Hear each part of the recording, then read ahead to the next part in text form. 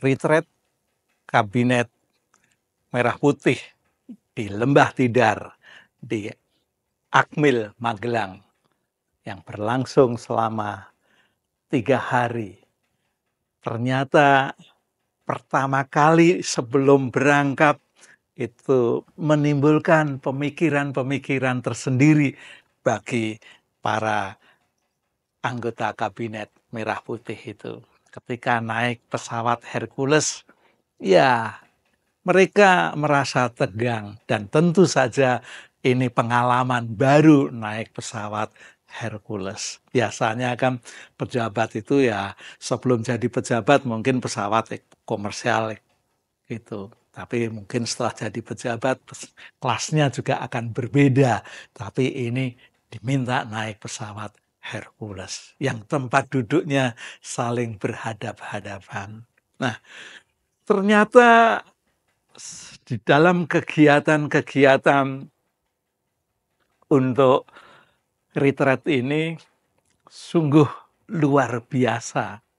Ya, Pak Prabowo tahu persis tentang kemiliteran.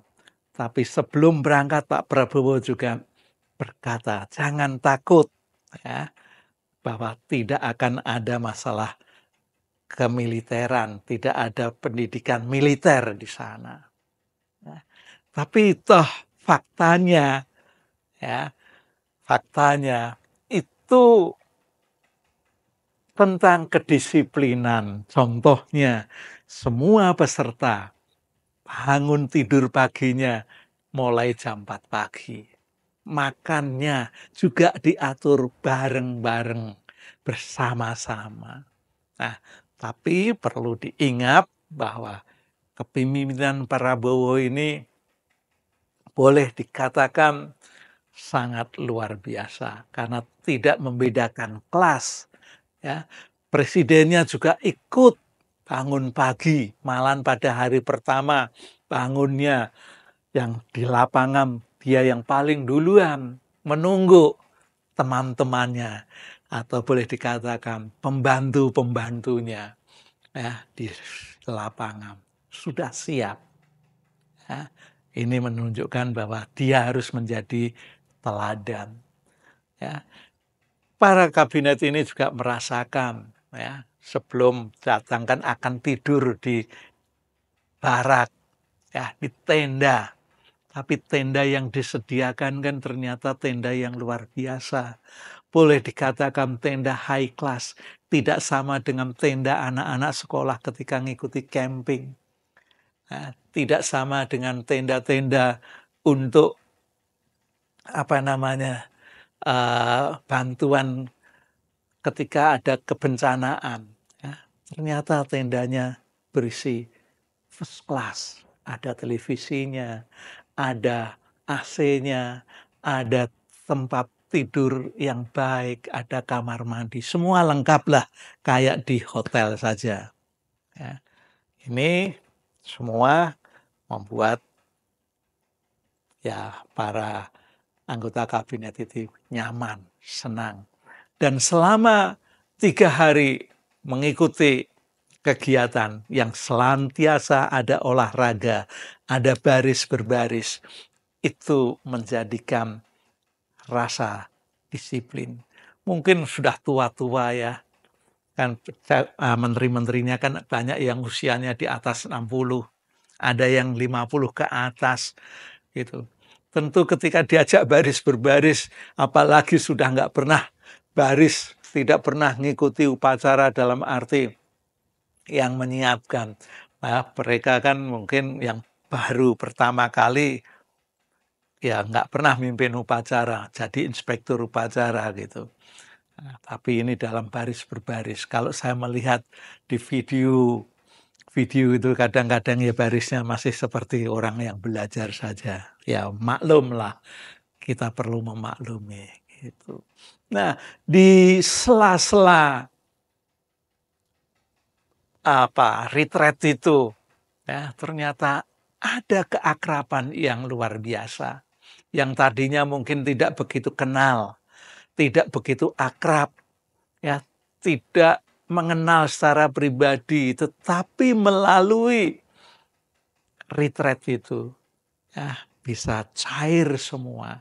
Karena tadi presiden, wakil presiden, seluruh anggota kabinet mengikuti kegiatan-kegiatan secara bersama-sama. Ya, baik latihan fisik, ya, baris berbaris anggap latihan fisik lah. Ya, lalu makan itu juga dilakukan secara bersama-sama. Jadi tidak ada prioritas siapa yang nggak ikut, siapa yang mendahului makannya, tidak, tapi bersama-sama.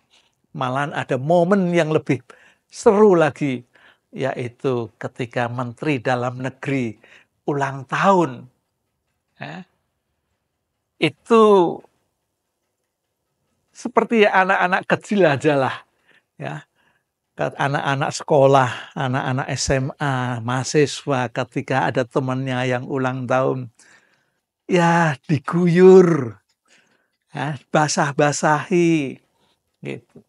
Dan Pak Menteri Dalam Negeri juga dengan ceria ketika mendapatkan guyuran dari botol air yang dibawa oleh teman-temannya, sehingga ia basah kuyup.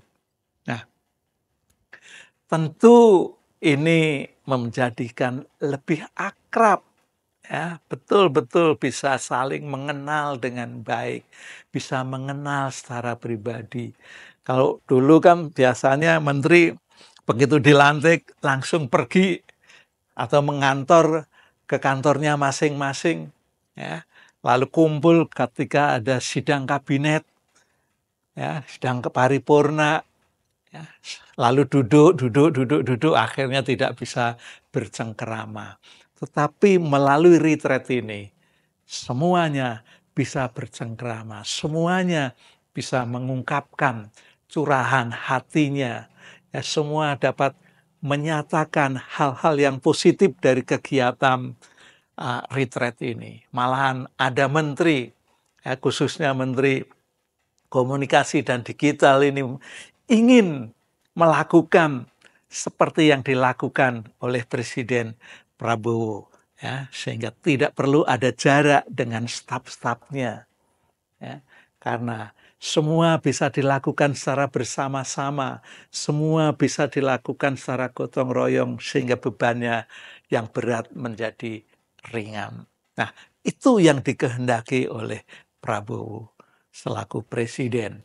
Dan Pak Prabowo pun juga menghendaki bahwa semuanya bisa dilakukan secara berkolaborasi, secara gotong royong.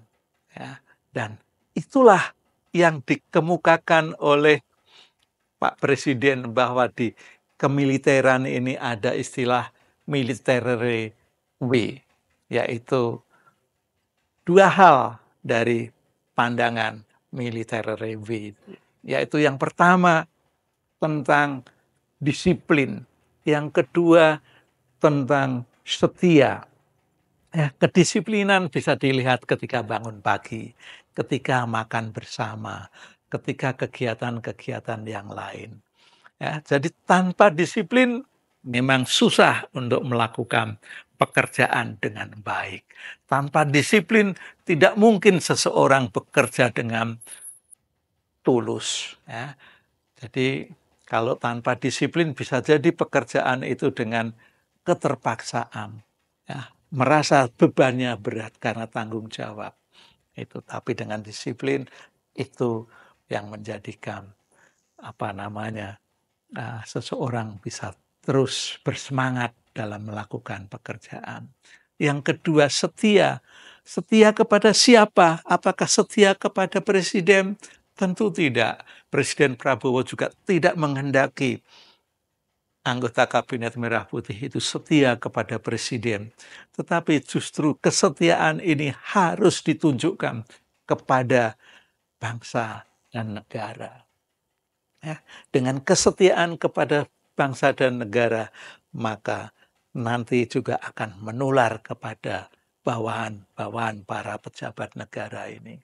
Dan masalah dua hal yang ada di military way ini itu sebenarnya sudah mulai ditiru, ya, digunakan oleh banyak perusahaan-perusahaan, ya, perusahaan-perusahaan untuk ya staf-stafnya memiliki kedisiplinan dan memiliki kesetiaan.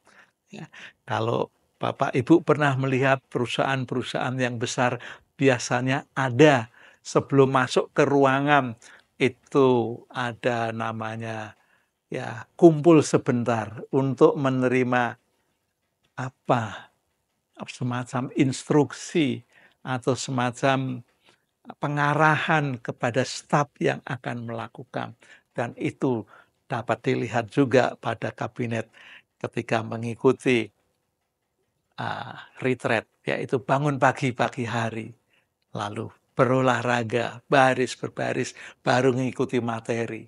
Ya, materi-materi sekalipun yang mengisi juga dari teman-temannya sendiri, yaitu para menteri-menteri tertentu ya, yang berhubungan dengan keuangan. Oke, jadi sekali lagi Pak Prabowo membawa kabinetnya untuk belajar tentang setia dan disiplin. Kedisiplinan ini sumber dari kemajuan dan kesetiaan ini untuk membangun cinta kepada bangsa dan negara.